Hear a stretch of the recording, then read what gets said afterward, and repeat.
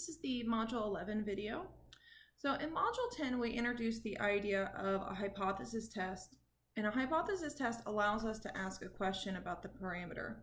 And we saw that we have to formulate these questions in a very special format. So what we do is we start out with the null hypothesis, which we assume to be true. And then whatever we want to try to prove, that's going to be our alternative hypothesis. And we're going to see if our sample or our statistic contains enough evidence that we can make a conclusion. And so the two conclusions we saw were we could reject the null, which means that our results are statistically significant, or we could fail to reject the null. In other words, our results are not statistically significant. So we talked a lot about the ideas and the concepts and the vocabulary in Module 10.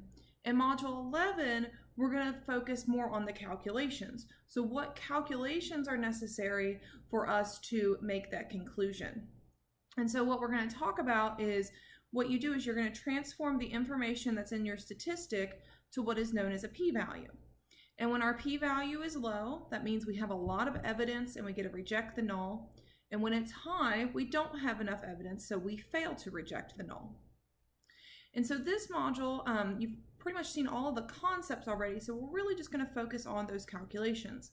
So just like with confidence intervals, we had 4 different types of calculations we looked at. We looked at calculations for a single mean, single proportion, a difference in means, and a difference in proportions. We're going to work with all 4 of those again in this module, but now in the context of a hypothesis test.